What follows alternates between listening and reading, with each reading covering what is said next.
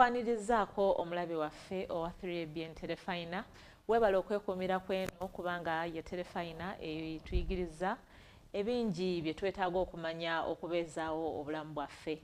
Naye kaakano otuuse mu program gye tuyita Bayibuli egamba ki? Nga program ya bibuuzo, kwebuuza na kufuna kyakuddibwamu okuva mu kigambo kya Katonda. Okoze bulungi bw'okutta obudde n'otuukirawo era tuli basiimu nnyo kubanga mugyekuumiddeko. Akyali ewala nkusaba sembera mangu nnyo kubanga obudde bulijjo tebubeera naffe, butambula budduka misinde. Ate nkwebaza ggwe agigabanako n'abantu abalala okulaba nga yeeyongerayo okutuuka wala olw'okusembereza abantu ekigambo kya Katonda n'amazima gaakyo okulaba nga kituuka ku bantu bangi. Njagala tusooke tutandike programu eno nga twebuulirira mu kigambo kya Katonda, sembeza Bayibuli okumpi, weewaawo n'ekitabo kyo notebook togirekaayo ne peeni tusobole okulaba nti tuwandiika wansi bye tunejjukanya nga programu eweddeko. Tugenda kwebuulirirako mu Yeremiya essuula eya 33 olunyiriri olwokusatu era nga lugamba nti mpita nange naakuyitaba ne nkuwolesa ebikulu n'ebizibu by'otomanyi.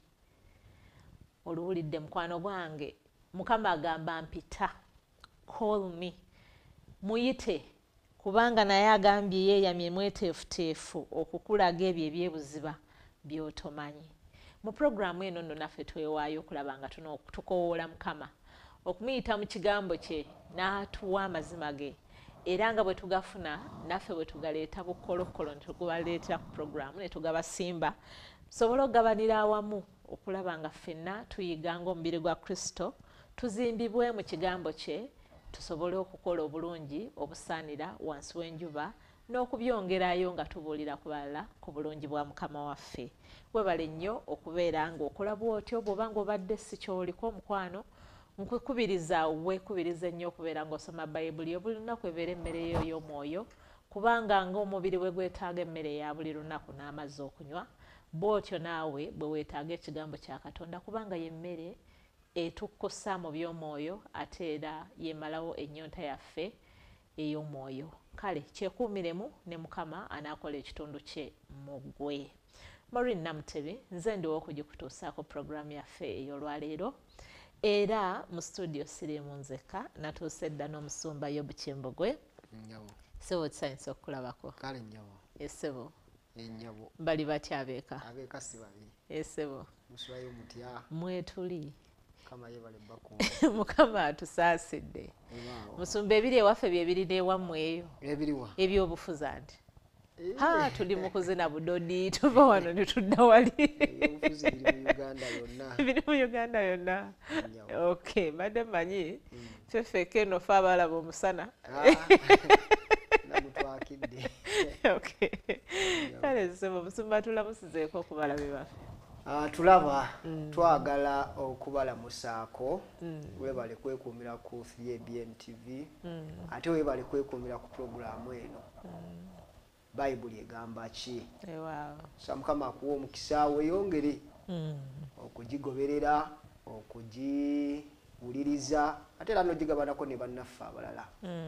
Genda ku YouTube ku kibanja kyaffe ekya Vento Media ogabaneko ne bannu obubaka buno kubanga bulungi ate era tubakubiriza okweyongera okulaba n'okubuuza ebibuuzo kubanga omuntu w'emirimu bwe kiri babuuza nga naffe tufuna ekyokukola nga tuddayo nga tutankuula ebitabo nga tusoma Bayibuli nga tukomawo nga tugabanira wamu nammwe. Ssebo maama sa Mukama akuwa omukisa. Amiina.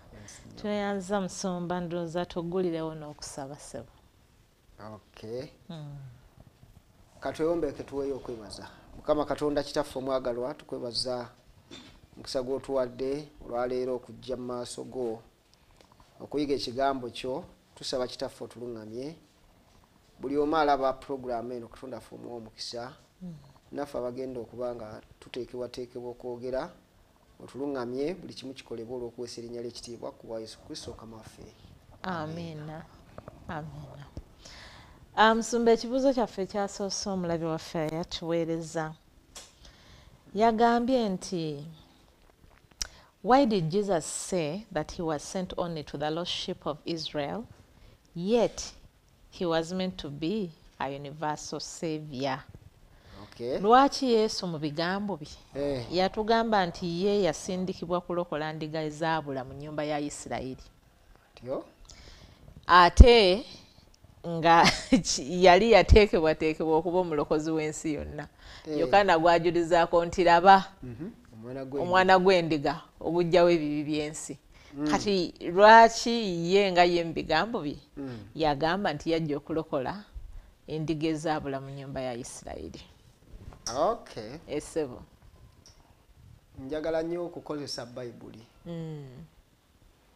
Ebigambo ebyo yabyogera era yabyogerera mu kitabo bw'onaasoma mu Matayo essuula ey'15. Matayo 15. Olunyiriri olw'24. Omubuuza kyenjagala okuddamu nti kyayogera kituufu. Essebo. Talimba. Yesu yabyogera ye kamwake kennyini. Essebo. Kamwake mu byava.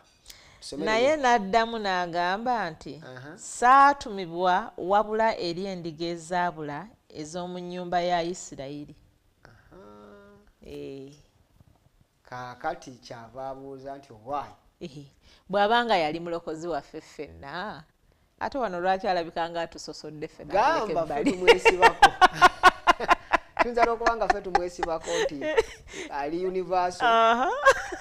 Kubanga luno olunyiriri nga bw'oluwulira lukakasa ate Abayudaaya kibali. Yes. Nti Katonda w'Abayudaaya bokka. Yabayita. Bali bayitebe. Ffe abalala abatali Bayudaaya ne tubanga abali ebbali. Kituufu twayogera wano nti Bayibuli eno oyinza okusanga ng'oli ayogedde ekintu nga gwe musana gwennyini ate nga kituufu. Ate n'omulala n'aleeta omusana omulala ate nga nagwo muki? Nagwo mutuufu. Tekitegeeza nti Bayibuli ebeekontanye. Naye Katonda ayagala okugaziya okumanya kwaffe ku bya Katonda. Kiringa nga bw'olaba obulamu. Obulamu tebuli nti nno mu nsi olya kika kya mmere kimu n'ofuna obulamu. Wadde kirungi kiyinza okuwoomera naye kirimu ebirungo ate ebitali mu mmere endala. Kyova olaba nga akuwa ebika by'emmere eby'enjawulo. Era mu buwangwa bwaffe abantu abamu balowooza nti bw'olya amatooke oba omaze. Amatooke si mmere yokka gy'oteekeddwa okulya taata maama. Abalala ate abava mu West bamanyi nti akalo bw'okalya oba omaze. Mu China agamba nti bw'olya omuceere n'abalala. Naye ebyo byonna bika bya mmere bye tulya ne biyamba omubiri gwaffe. Ne tufunamu carbohydrates, ne tufunamu proteins, ne tufunamu fats, minerals. Okulabika nti tubeera buki. Kaakati n'ekigambo kya Katonda kirimu ebinnogonogo, kirimu abawandiisi ab'enjawulo abaluŋŋamizibwa okuggyayo omusana gwonna. Kati bw'ayogera nti nno yasindikibwa mu Bayisirayiri oba mu Bayudaaya, kituufu. Naye okumanya ng'era bwe yayogera Musomba, kanyongere nange ndooza nsajjule ebbwa. Ojjukira Yesu yagamba omukyala yali amusaba emmere n'amugamba nti nze siwa mmere y'abaana kugiwambwa. Omukazi akakale n'embwa waakiri eri obukunkumuka bwa Mukama. Kwegamba Yesu awo kiki yali agezaako alaga nti mmwe abatali Bayudaaya mu maaso wano mulimbwa. Kati embwa teziryanga abaana balya, tusooka kuwa baki? Baana. Ono naye era n'akijuliza n'agamba nti sooka oleke. Naye abaana bwe bamala okulya era wabaawo obugwa obukunkumuka nga n'embwa ziri. Ate neyo principle gye yakozesa era gye tugenda okwogerako. Bw'oba osomye mu Bayibuli ogenda kulaba nga Katonda yennyini oba Yesu Kristo akikakasa ng'aga nti nammwe abatume mbasindika okugenda okubuulira ekigambo. Naye temugeza ne mugenda awalala, muteekeddwa kusooka kuliisa baana. naga nti temugenda walala ne mugende waakiri eri endiga ezaabula eziri mu nnyumba eya Isirayiri. Nga asooka kutwalira baana bwe bamala okulya tulabe ebiddako. Kyawandikibwa ekyo ojja kisoma Matayo essula ey'ekkumi olunyolo olw'omukaaga. Tusomereyo owulire bwe wagamba. Matayo 10:6. Matayo 10:6 lugamba lutya?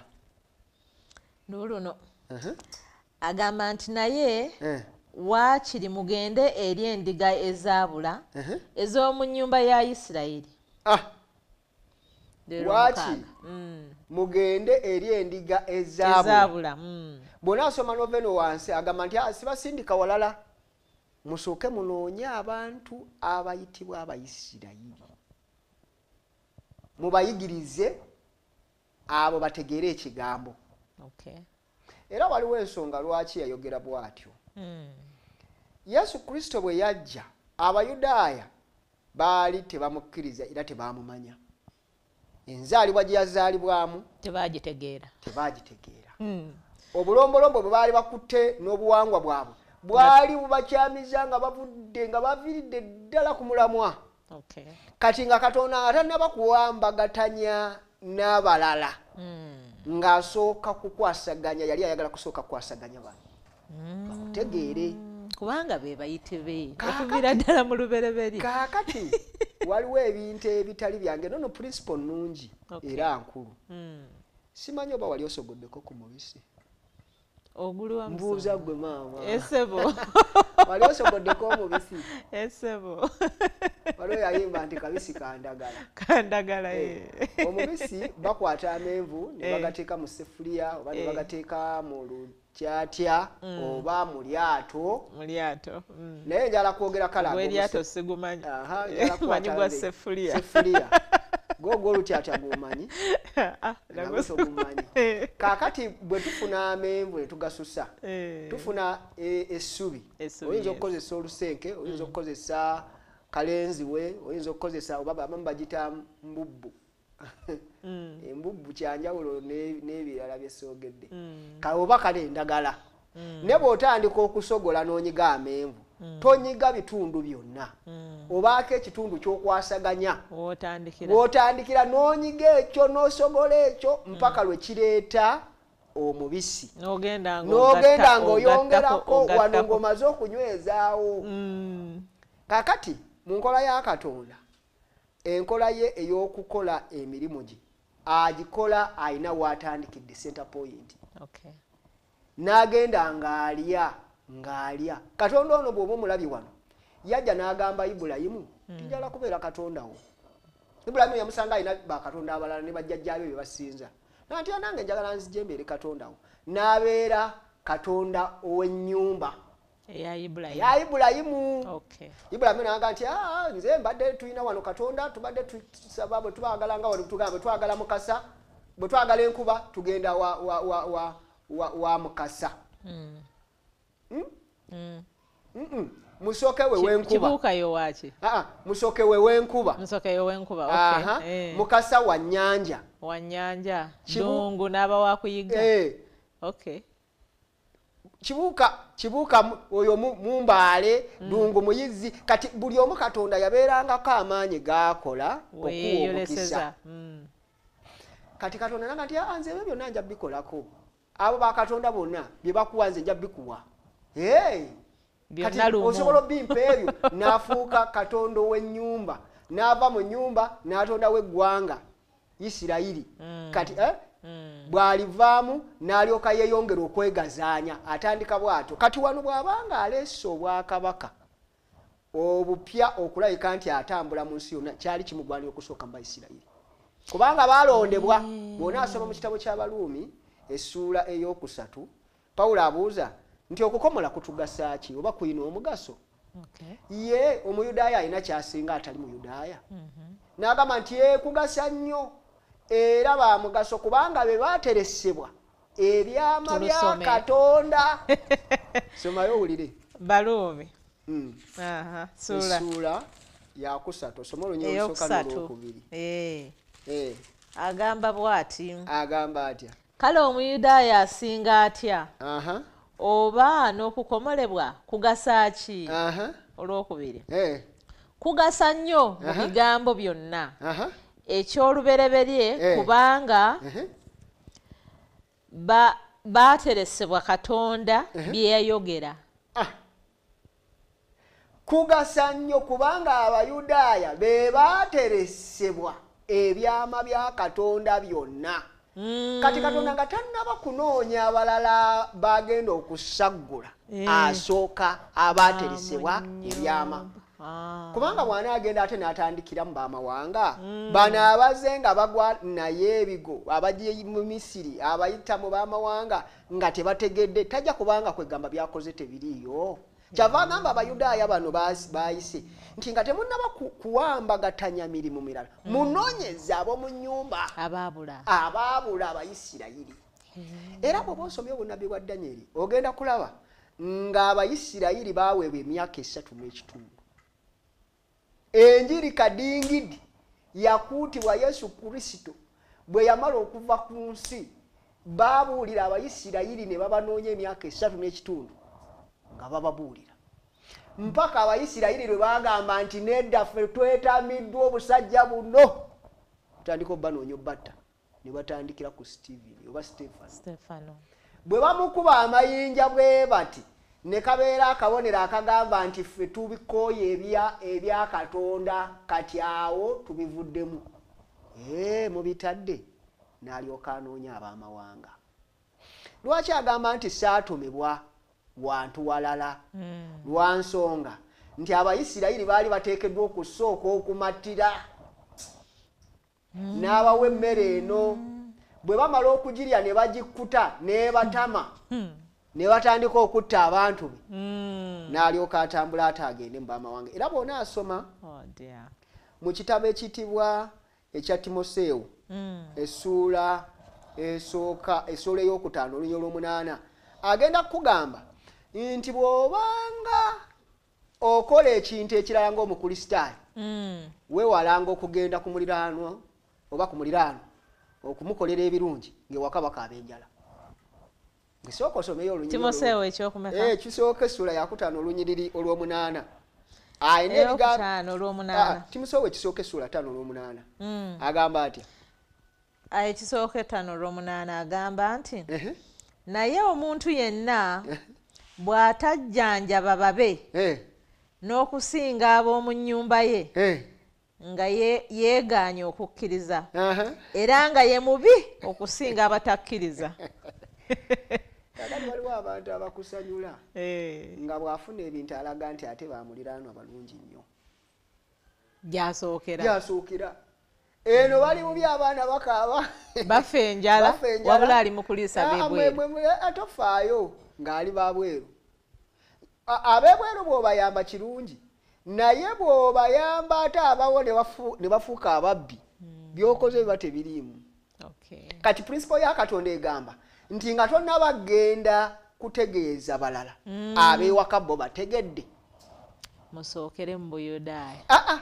Olunyiriri lusomere toboogera boogezi mu kitabo ekiyitibwa ekyobikolwa by'abatume essuula esooka olw'omunaana abawa omwoyo omutukuvu n'abagamba naye omwoyo ono njagala mutandikire waka kubanga tosobola kugamba nti oyina ky'olina ky'ogenda okugaba ng'ewaka tebakiyina nga tebakirabako onyumya obulungi bwe batalabeeka bagamba oli ku ki.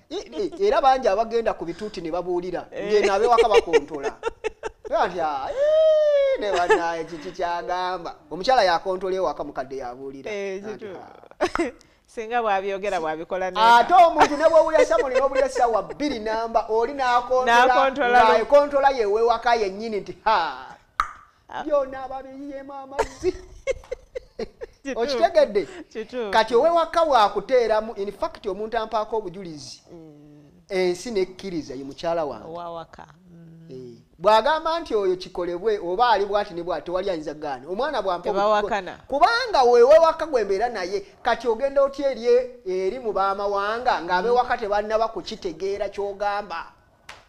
Omuntu omu kyeyava agamba if you can be a Christian at home then you can be a Christian anywhere else. Kati sooka osomera olunyiriri olwo Nkola by'Abatume essuula emu olw'omunaana agambye bw'ati agamba atya naye muliweebwa amaanyi omwoyo omutukuvu bw'alimala okujja ku mmwe nammwe munaabanga abajulirwa bange mu Yerusaalemi ne mu Buyudaaya bwonna ne mu Samaliya n'okutuusa ku nkomerero z'ensi. Kaakati Katonda atuwa principle ye Esebo agamba nti tutandikira waka. Yesu lwaki yatandikira waka n'agamba nti nze saagala kunteeka wala nteekeddwa kusooka kunyiga wano n'enzigumizaawo kubanga ekisooka mwaweebwa ebyama bya Katonda.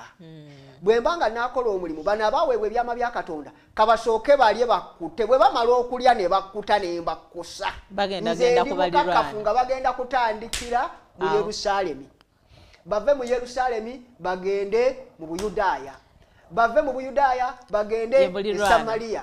Bave ku Samaliya bagende ne ku nkomerero z'ensi. Principle nkulu Yesu teyanitandikidde Uganda. Gye tutamumanyi gye tukuba ensaasi gye tukola ki n'aleka bano abaateresibwa ebyama bya Katonda. Era principle entuufu yeeno totandikira mu bantu abatakumanyi tandikira mu bakumanyi. Bw'oba olina ekintu ky'oyagala okuyigiriza ekikalu ekitategeerekeka tandika n'ebintu ebiri simple. Ne bw'otandikira ku bikalubu ogenda kola omulimu gw'amaanyi okunyonnyola ennyo n'ebibuuzo biba bingi nnyo. Tandikira ku byangungu kati principle eyo nkulu tutandikira waka kyava agamba nti ntandikira wano temutawaana kusooka eri musookera wano mu Yerusaalemi. Bwe mumala mugende mu Buyudaaya bwe muva mu Buyudaaya muyongere Samaliya bwe muva e Samaliya nga mugenda mukwasaganya awo mukwasaganya ensi yonna. Yesu yali tayinza kutandikira Bungereza mu Bufalansa mu Germany simanya ludda nedda atandikira wano kubanga be bateresebwa ebiki ebyama bya Katonda. Kaakati ekyo bw'omala okitegeera Katonda yayagala abatume basobole nabo bennyini okumutegeera obulungi. Bwe bamala okumutegeera ate bo abawe omwoyo nga bamaze okumulegako balyoke batwala amawulire amalala. Njalo nsomere ekyawandiikibwa mu bikolwa by'Abatume essuula eno ey'e13 Onyolwa 46 lugamba lutya? Bikolwa 13 46 agamba bw'ati 13:46 agambye agamba nti Pawulo ne Balunabba ne boogera n'obuvumu nti kyagwana okusooka okubuulirwa ekigambo kya Katonda mu mmwe kubanga mukisindiikiriza so temweraba kusaanira bulamu obutaggwaawo. Laba tukyukira eri ab'amawanga. Bo baakifuna ne beeraba nga tebakigwanidde. Nkugambe Yesu kye yakola kyekyo yagamba temusooka kutambula walala musooke mumale okutiisaawo ekitegeeza tumanyi naffe okwejja mu bulokozi emyaka 3.5 nga babuulirwa enjiri Abayudaaya. Bwe bamala okubuulirwa enjiri emyaka 3.5 ne bawulira nga abasajja babasobedde era batuka ne bagande mwekati ensi yonna mugivuunise mugitwalizamutusobedde basukiridde okubabojja ku luwonzi ne bagamba buli kaseera nagamba nti temukyayagala kibakeese kati tukyukira ab'amawanga. So lwaki Yesu Kristo yakozesa ekigambo kino kibuuzo kyabadde kigamba lwaki agamba nti yajja okunoonya endiga ezaabula ez'omu nnyumba ya Isirayiri so si mu bamawanga lwa nsonga nti yali ayagala kusooka kubeera nga Abayudaaya bano abaateresebwa ekyama eky'obulokozi nga bategeera Katonda okusinga bwe baali balowooza era n'ayita abantu ne bamukkiriza ne bakola omulimu mu bo bennyini mpaka lwe baatuuka okukikyawa ekigambo emyaka 3.5 bwe giggwako n'alyoka agenda mu amawanga. Ye yabuulirira 3.5 n'abuulira abatume Yesu Kristo ye yennyini bw'amaliriza n'abatume n'abagamba nti nammwe mukole kyekimu nabo ne bakikalakata emyaka 3.5 gy'emyaka 7 kati emyaka 7 oba enamba 7 mu bunnabbi kitegeeza ekintu ekituukiridde ekijjudde ekitabulako ekyomuyiika baalabako ne wabaawo n'abajulirwa abajuliza ate no kankubuli buli myaka 3 ekitundu ejagwako nga basiringa na musaayi bayudaaya Yesu Kristo yababuulira emyaka 3 kitundu bo bennyini ne basiringa n'omusaayi nga bamutta nti okay fine banzise namwe mubongeremuko beyongero kitegeera abatume ne bongerako emyaka 3 n'ekitundu nabo ne babatta ne bakwata Stephen ne bamutta emyaka 7 ne giggwako nga kitegeeza nti ebyabano bituukiridde ekibya kyabwe kijjudde bali sealed kaakati tubalekawo tugenda mu baamawanga era abatakkiriza kulokolebwa ne batuukiriza obunnabbi kye bagamba nti ebibi byaffe musaayi gwono gwe tusse na bano betusse gubeere ku ffe ne ku baana baffe mu eddi 7 abayudaaya babatemako emitwe okubamalawo naye yajja n'akwata n'omusango bagwesalira yajja n'akwata abayudaaya bonna abali mu kizimbe oba mu kibuga muno nga babagambye bakifulume ne bagaana bawaza Yerusalemu babasala busazi mu bufunze kiki Katonda kye yali ayagala bambi kuyamba abantu bano bategeere Katonda era kaakati tibamukkirizanga balinze Yesu Kristo nabo omulundi ogwokubiri amira ogusooka bakyalinda gusooka bakkirize Kristo waabwe ono bamugaana mu bufunze yatandikira eyo kubanga yali ayagala baleme kwekwasa kubanga bateresebwa ate atambudde nabo ate baana be kyava agamba nti omuntu naawe bw'obanga olina kyokola tandikira waka togenda ku muliraano nga wane waka tebanna bakutegeera sooka wane waka bwe banaamala okutegeera olyoka ofuna amaanyi bw'onaayogera nabo ne bagaana beera nga Kristo olyoka ogenda ebweru naye togenda bweru nga tonna bakutandikira waka principle nkulu nnyo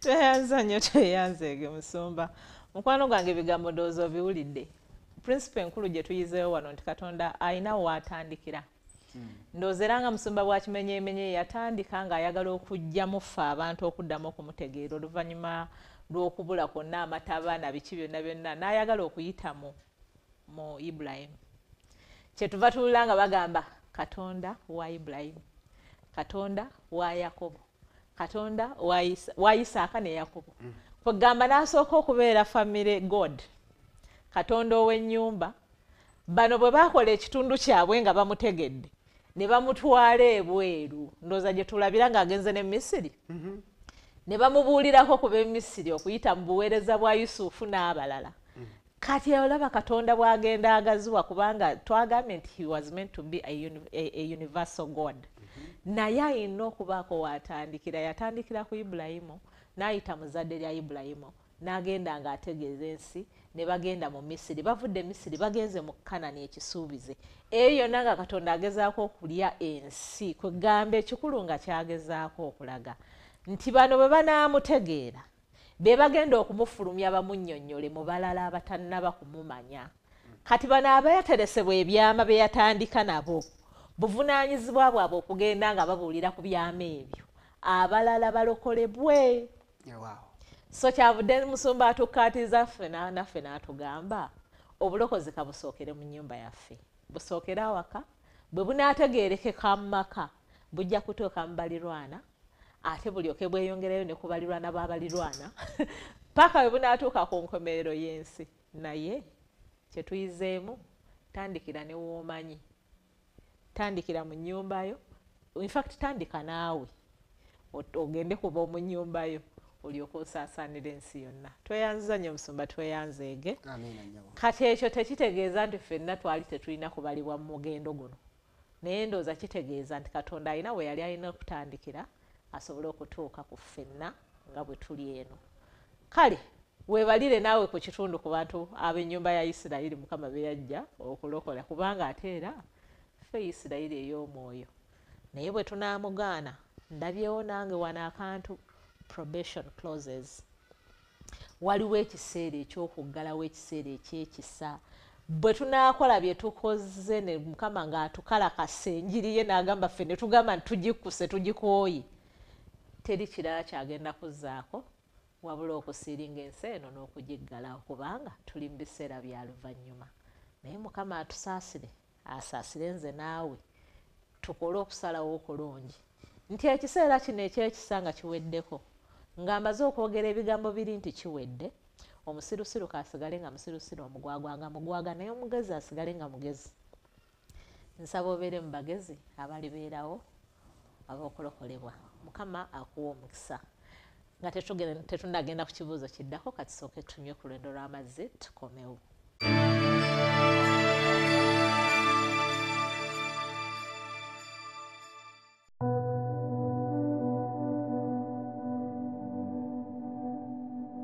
Katonda awaddeyo obugagga bw'eggulu bwonna okutulokola ffe abantu. Yatuwa omwana we omu yekka, Yesu Kristo, eyakka wano ku nsi n'akola ebyamagero n'ebyewuunyisa bingi nnyo eri ffe abantu, ffe tusobole okulokolebwa.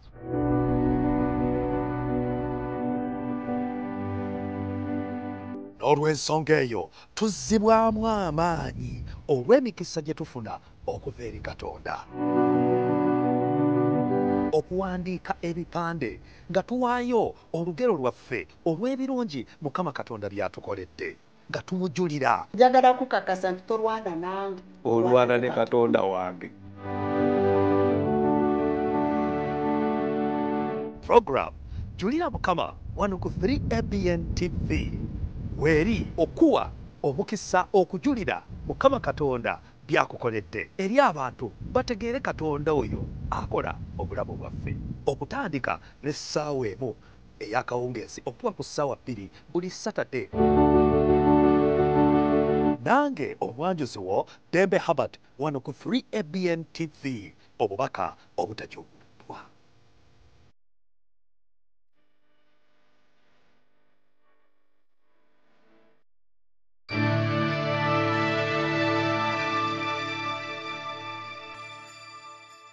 Nkukulisayo nnyo mulabi wange owa program Bayibuli egamba ki, weebale kuvaamu kuwummulamu okwo, kansuubire nti nno nabyo obiwulidde.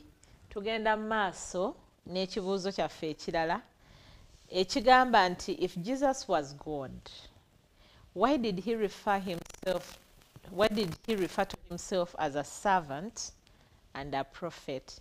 Naye akagambo ka if kano simanyi lwaki abalabi baffe bakalemerako nnyo kubanga tufubye okkakuba, naye abantu mbusinga bwaba singa naye katugambe nti Yesu Katonda, naye lwaki yeeyitanga omuddu oba nabbi? Okay.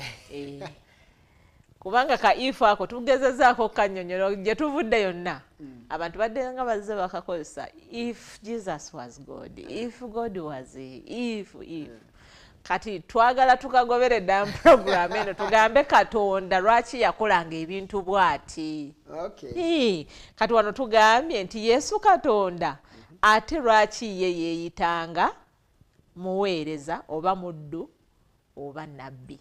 Okay. Kakati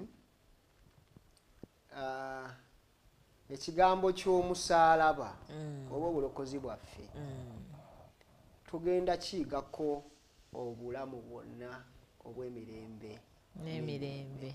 Kituufu. Sayansi oba obulokozi tugenda muyigako ye topiki enkulu etagenda kuyigibwako olukogambe nti kati mbivuddeko. Okay. Nabiyiga ebyo nabimaliriza topiki twasoma ne tumalayo. Tekisoboka. Kati sayansi owobulokozi agenda kuyigibwako for eternity. Ekigambo ne eternity kinene. Kituufu. Nyabo molini. Obutakoma. Ekigambo eternity kintu kikulu. Kituufu. Buli lunaku olukya nga waliwo leesoni. Katonda yali atonze Adamu n'amuteeka mu nsi muno ku bintu byonna byatonda nga buli lunaku tugenda kubeerangako bye tuyiga. Okay. Ku butonde. Kyova olabanga ne gw'olaba mbu asomye nnyo ebyobulamu, agenda n'asoma erinnyo, ne bw'atuuka eyo naye ne bimusobera era ne kulinnyo ne bamugaa ate ne kulinnyo olina okwongera olimenyemenye osome ne limulemerera kati liri so deep buli kyokwatako kigenda wala kati Katonda yatonda ebitonde bye nga tugenda kubiyigako bwetulo naye ate ekigambo ky'obulokozi kyo kiri etaano tugenda kiyigako for eternity kaakati ekimu ku bintu ebiri bye bayita mystery kyekimu mu Luganda ebyobuziba ebyetaagisa okubikkulwa Katonda kyekintu ekigambibwa nti Katonda okufuuka omuntu ajja abeere ku nsi kuno nga Katonda ddala ate nga muntu ddala kati oyo sayansi tugenda kumuyigako for eternity. Lwaki ekibuuzo kibuuzizza nti lwaki oba ddala Katonda ate afuuka muddu ate n'amaliza n'afuuka nabbi. Kati wano waliwo ekintu kye tuteekeddwa okutegeera nti Katonda ddala ye yatonda ebintu bino. Era bw'osoma Abakolosaayi essuula esooka 16 lugamba nti ebintu byonna byakolebwa ye Yesu Kristo ye yabikola nga Katonda. Ekigambo Katonda ye mutonzi kegamba linnya lya mulimu. Abakolosaayi 16 agamba kubanga mu oyo ebintu byonna bwe byatonderwa mu ggulu ne ku nsi ebirabika n'ebitalabika obanga ntebe za bwakabaka oba bwami oba kufuga oba masaza ebintu byonna byatondebwa ye era ne ku lulwe. Byatondebwa ye era ku lulwe. Ebintu byonna ebiri mu ggulu bamalayika gye bali yabatonda. Byonna munyenye n'ebirala ebiri waggulu bye tumanyi ebitalumanyi yabitonda. Atugambye ebirabika n'ebitalabika. N'ensi genda mu Yokaana essuula esooka olusooka n'olwokubiri owuli bw'agamba Yokaana enjiri agamba atya ku Yesu ono ayogerwako si mulala Yesu Kristo yennyini Katonda mwene. Ku lubereberye waaliwo kigambo. Kigambo n'aba awali Katonda. Kigambo n'aba Katonda. Genda mu maaso. Oyo yaliwo ku lubereberye awali Katonda. Genda mu maaso. Ebintu byonna byakolebwa ku lw'oyo. Era awatali ye tewaakolebwa kintu na kimu ekyakolebwa. Kati Bayibuli egamba nti Yesu Kristo ye nannyini bintu bino. Bw'amala okuteekateeka amaka ge n'ateekateeka enteekateeka zonna n'abiteeka mu nkola bigenda ne bijja bigwamu omumpembe. Kawenkene Setaani n'aleeta enkola eyiye ey'okubisaanyaawo. N'aleeta ekintu kye bayita ekibi n'akiteekawo. Kati nannyini kubitonda ekintu kye baamuteeramu oba obutwa bwe baamuteeramu mu bitonde bye nga tebisobola mu maanyi ge yabiwa nga tebisobola kufuna maanyi kwejja mu kintu ekyo byonna. Amaanyi g'ekibi mangi nti boddira ebitonde byonna ne bamalayika n'eggulu lyonna n'ensi zonna galakisi biki byonna planetisi zonna n'oziteeka ku minzaani n'omaliriza n'oddira ekibi nakyo n'okiteeka ku minzaani. Ekibi kizitowa nnyo okusitula ebitonde bya Katonda byonna ne kibiwunzika. Ge maanyi g'ekibi ky'oba olaba buli muntu yenna akisaagisa ali ku kintu ky'atamanyi kubanga naye yakitandikawo Setaani kyamusukkako kimusinga obuzito naye kimulya era kigenda mulya by the way.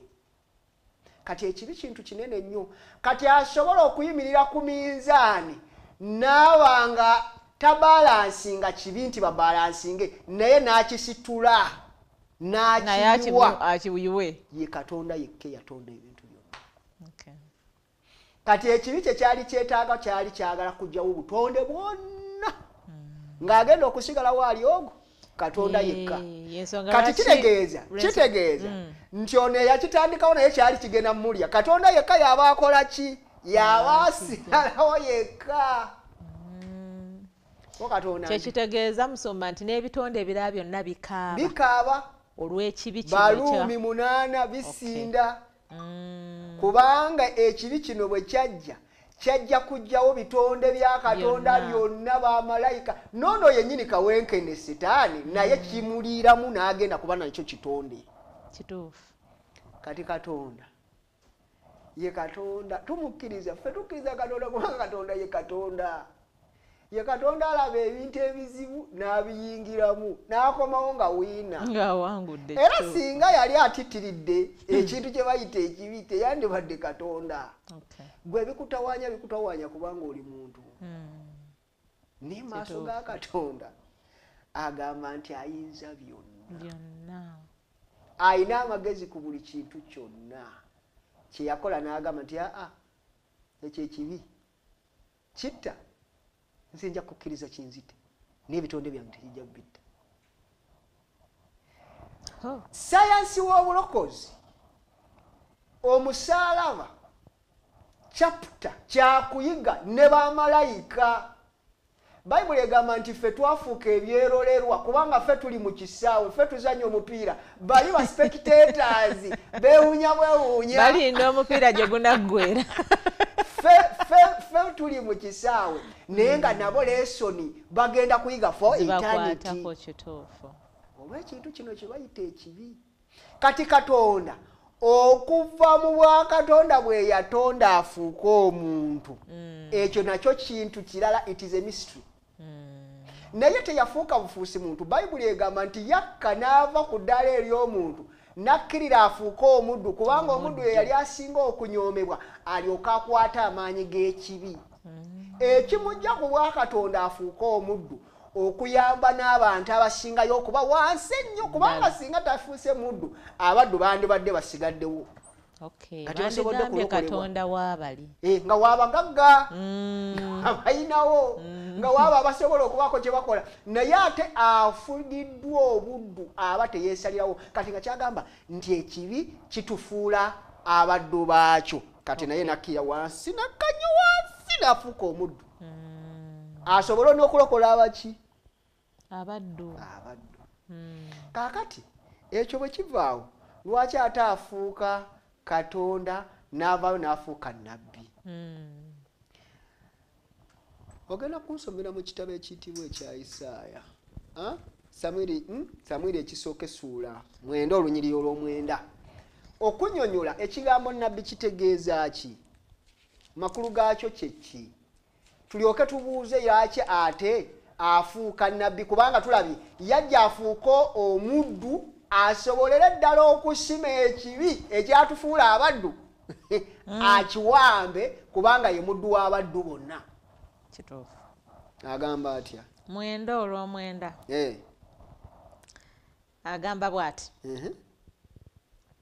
Edda mu Isirayiri omuntu bwe yagendanga okubuuza Katonda n'ayogeranga bw'ati nti jangu tugende eri omulabi kubanga oyo ayitibwa nnabbi. Kubanga oyo ayitibwa nnabbi. Ayitibwa nnabbi kaakano bamuyitanga mulabi edda. Ayagala kunnyonnyola ekigambo ekiyitibwa nnabbi kyajja kitya? Basooka kuyitibwa balabi. Balabi nga tebannayitibwa nnabbi. Olulimi ne lukyuka. Lwaki balabi?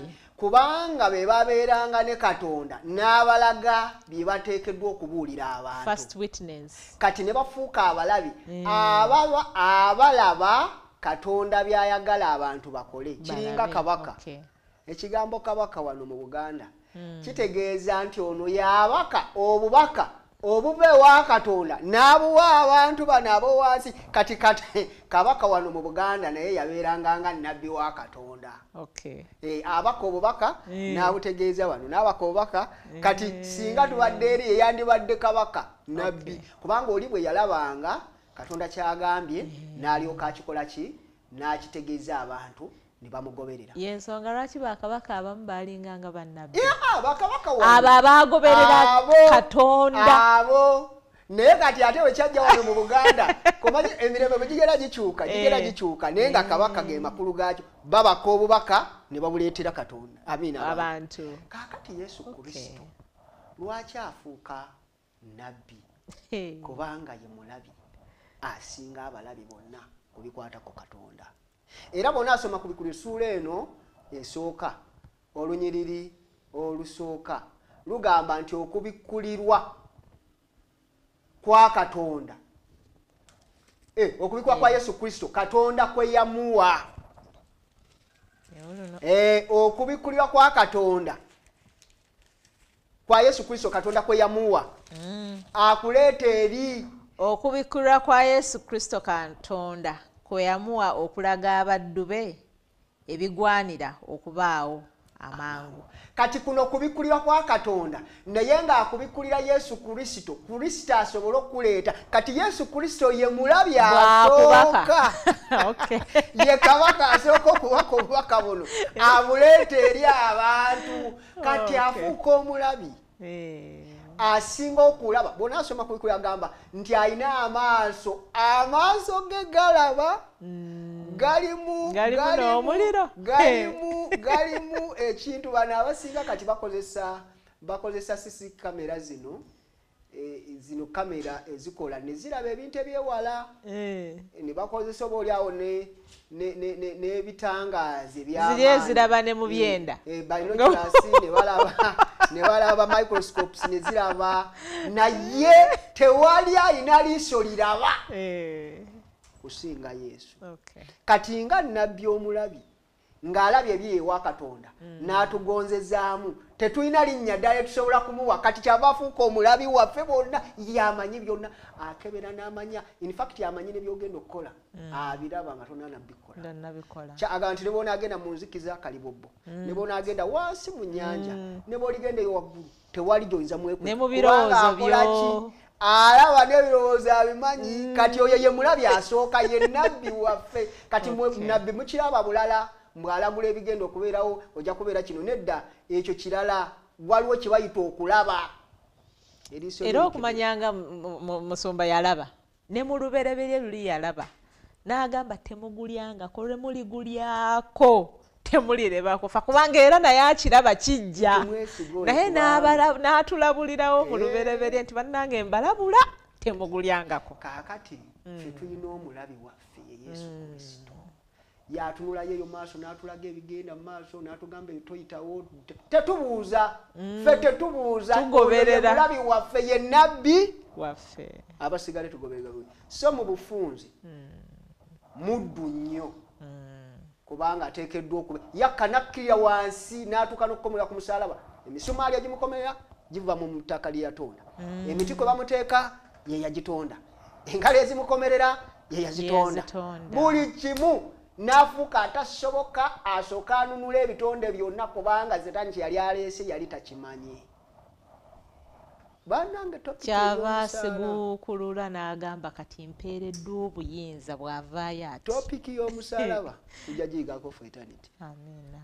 Kati twebaza Katonda olw'ekyo teyatusobozesa okuyita mu mwana we tusobole okubeera nga tubona okuzikirira okw'emirembe n'emirembe.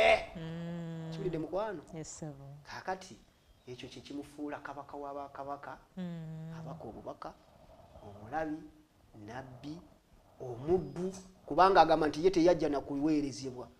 Era atugamba naffe bwe tumaliriza okumutegeera tuva mu gafo gaffe ne tufuuka servant singa ye tusavinga abalala bawone kino. Era yatugamba nti oyo ayagala okubeera omunene okuba omukulu abeerenga muweereza. Mukama atuwa. Weewaawo. Amiina. Tweyanza nnyo musumba tweyanze ng'omulabi waffe otukoze bulungi wabuuziza ekibuuzo ebyo gw'obadde obimanyi. Kabaka ye mubasi w'obubaka asobole okubutuusa eno gye tuli. Kale kyamugwanira kubanga yali mulabi waffe okufuuka omuddu ye yakirengera ng'ekibi ddala ddala twali tetujja kusobola kukyaŋŋanga n'asalawo ajje akyambalire asobole okukisiguukulula bulungi nnyo. Ate era kyamusaanira okubeera omulabi waffe kubanga yoyo atubbirako n'agamba nti mutambulire wano, mutambulire wali, mutambulire wano, wano temuyitewo, wano temuyitewo. Lwaki? Kubanga ye gy'alengera wala nnyo, ye nnabbi yajja n'atulaga bye tutasobola kulaba eby'omulembe gwaffe. Kati nno bw'owuliranga obubaka nga buzze nga bulabula mukwano gwange, naddala okuyita mu kigambo kye, Bayibuli kye kigambo kye kye yatulekera okutuluŋŋamya kitambuliremu, kale naawe onoogulira emmeeme eyo obulamu obutaggwaawo. Tweyanziza nnyo, tweyanzeega akaseera k'otuwadde omulabi waffe. Kubadde kuyiga kulungi nnyo, kansuubire nti naawe olina ky'oyizeemu era kyeweetwalidde. Kati nno nkusaba nga nkwegayirira nti yongera okugabana obubaka buno, obwongereyo bugende wala nnyo, tweyongere okuyigira awamu. Ekyokubiri, tuweereze ebibuuzo, tubyetaaga nnyo kubanga owulidde nti bw'obuuza ebibuuzo wabaawo nawe by'oyiga by'obadde tolowooza. Kubanga mu kigambo kya Katonda waliwo ebintu bye tuzze nga tusomako n'ogamba ekyo nkimanyi, ekyo nkimanyi. Naye era Katonda kye kigaana kuddamu mu lunyiriri lwe lumu lwe wasomye ejjo n'akubikkulirayo ekipya. Musumba kyatugambye nti obulokozi tetugenda kukoowa buyigako, kuba buli lunaku wajja kubaawo ekipya kye twewuunya ku Mukama nga abitubikkulidde.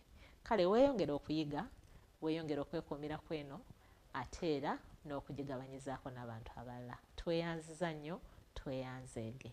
Katwewombeeke, tusabe nga tuggalawo puroguramu yaffe. Musumba. Kale katusabe. Mukama Katonda kitaffe omwagalwa, tweyanza nnyo, tweyanzeege kubanga enteekateeka ye ey'obulokozi esukkira okutegeera kwaffe. Twebaza bwebaza kubanga tewatuyita tutambule tukugoberere otutuuse mulamu obutaggwaawo. Tusaasire era otusonyiwe ebitusobako ng'abaana bo. Omwoyo omutukuvu atuluŋŋamye. Omulabi yenna alaba puroguramu eno muwe omukisa, mwebikkulire, esinga musitule, yeeyongere okukutegeera, ate naye agabaneko ne banne obubaka buno. Bw'olikoma olyoka otutwale mu butukwegayidde ku bwa Yesu Kristo Mukama waffe. Amiina, amiina. Weebale kubeerawo, kankwesunge mu puroguramu ejja. Mukama akutukuumire. Weeraba.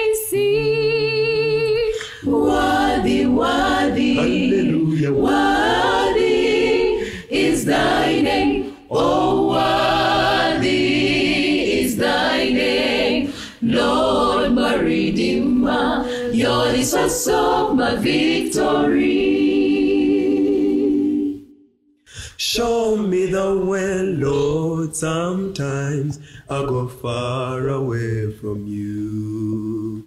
but you come looking for me to bring me back to your fold again. I have seen, Lord, you're the source of bliss, Alpha and Omega. One day you will lift me up, and I will always praise. Worthy, worthy, Hallelujah. worthy is thy name. Oh, worthy is thy name. Lord, my Redeemer, you're the source of my victory. And I will always sing, worthy, worthy, Hallelujah. worthy is thy name. Oh, worthy is thy name. Lord, my Redeemer, you're the source of my victory. And I will always sing, worthy, worthy, Hallelujah. worthy is thy name. Oh, worthy is thy name. Lord, my Redeemer, you're the source of my victory. And I will always sing, worthy, worthy, Hallelujah. worthy is thy name. Oh, worthy is thy name. Lord, my Redeemer, you're the source of my victory.